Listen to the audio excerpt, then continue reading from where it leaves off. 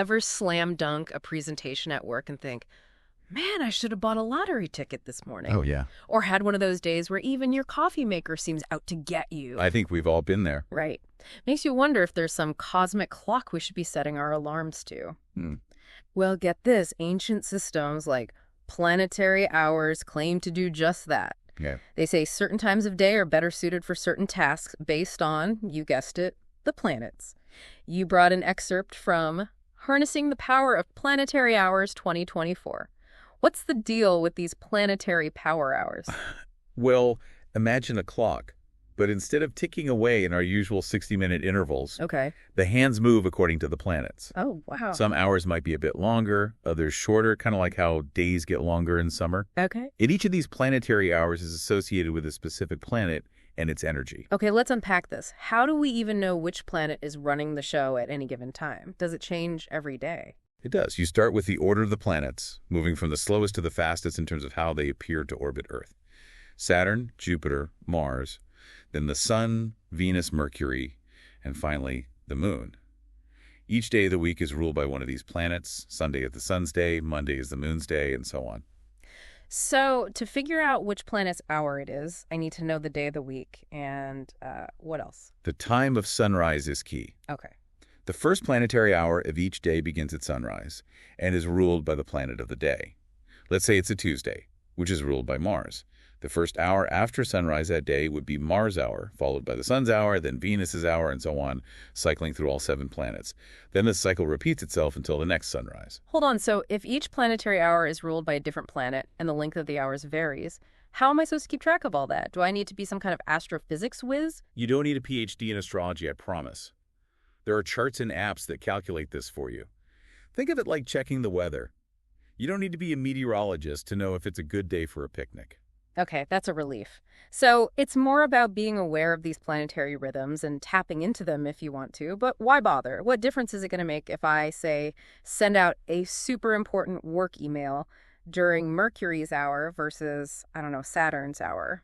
That's where it gets really interesting. Harnessing the Power of Planetary Hours dives into the specific energies and activities associated with each planetary hour. Taking your example, Mercury, as the planet of communication, is believed to boost clarity and receptivity during its hour. It's like the universe is giving a little thumbs up to sending that crucial email or having that important conversation. So I'm more likely to be understood and get my point across during Mercury's hour, sign me up. But what about Saturn's hour? You mentioned it earlier, sounds a little serious. Saturn gets a bit of a bad rap as the planet of limitations and discipline. But its hour is actually incredibly powerful for tasks that require focus, organization, and long-term planning. Think of it like this, Berta. Mercury might help you send that email, but Saturn's energy is there to help you plan out your entire communication strategy for the year. Okay, that makes sense. So less about witty banter and more about buckling down and getting things done. What about the other planetary hours? This Jupiter hour sounds promising. Jupiter is often associated with abundance and expansion. The source suggests using this hour to begin new projects, make investments, or even put yourself out there for new opportunities. It's like giving your endeavors a little cosmic push out into the world. So if I'm sending out job applications, Jupiter's hour is the time to do it. It's like the universe is saying, go for it. What about Venus? Is it all about romance, or can I harness Venus's energy for other things too? Venus's influence extends beyond just romantic love. Its hour is a great time for anything that involves creativity, beauty, pleasure, and harmony. Think social gatherings, artistic endeavors, or even indulging in some self-care. I'm sensing a spa day in my future, perfectly timed for Venus's hour, of course. And what about the sun and the moon? What kind of energy do their hours bring? The sun's hour is a time for leadership, confidence, and taking the reins. Think of it as the time to tackle tasks that require boldness and a take-charge attitude. Big presentation at work. Time to channel my inner sun. Precisely. On the other hand, the moon's hour is all about nurturing, emotions, and intuition. This is a great time for connecting with loved ones, tapping into your creative side, or engaging in activities that bring you a sense of peace and tranquility. I could get behind a little lunar energy. This is fascinating. But there are 7 planets, and we haven't talked about Mars yet. What's the deal with the red planet's hour? Now, Mars is the planet of action, drive, and even a little bit of aggression. It's not necessarily a bad thing.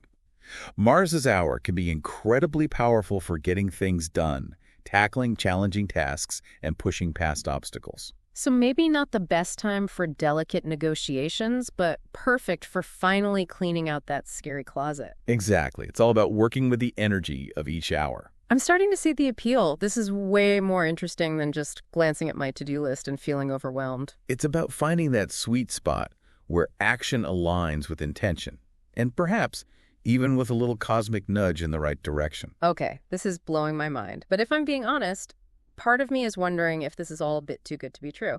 Part of me is wondering if this is all a bit too good to be true. Like, can simply scheduling a meeting during Jupiter's hour really influence the outcome? Well, that's a healthy dose of skepticism. Yeah. And you're right, harnessing the power of planetary hours doesn't promise that following this system will magically make all your dreams come true. So it's not like I can just sit back, consult my Planetary Hour app, and watch the good times roll in. Not quite.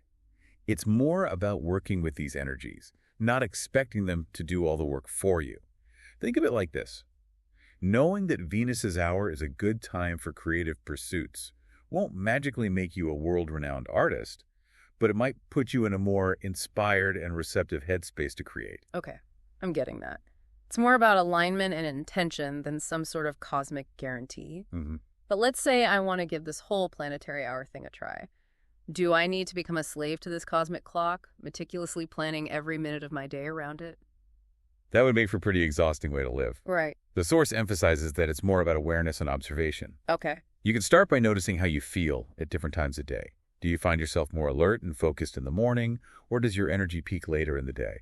Then you can compare that to the planetary hours that are in effect and see if there are any patterns or correlations. I like that. It's more about tapping into that self-awareness and maybe noticing some interesting synchronicities along the way. Yeah. So it's not about dictating our lives, but rather adding another layer of understanding, maybe even a bit of fun, to how we approach our days. Exactly. And who knows?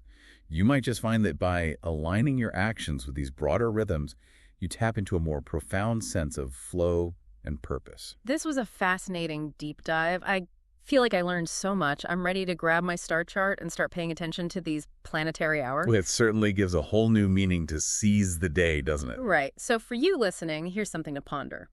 If you could choose, which planetary hour would you want to dominate your day and why? Think about it and let us know. Until next time, happy scheduling.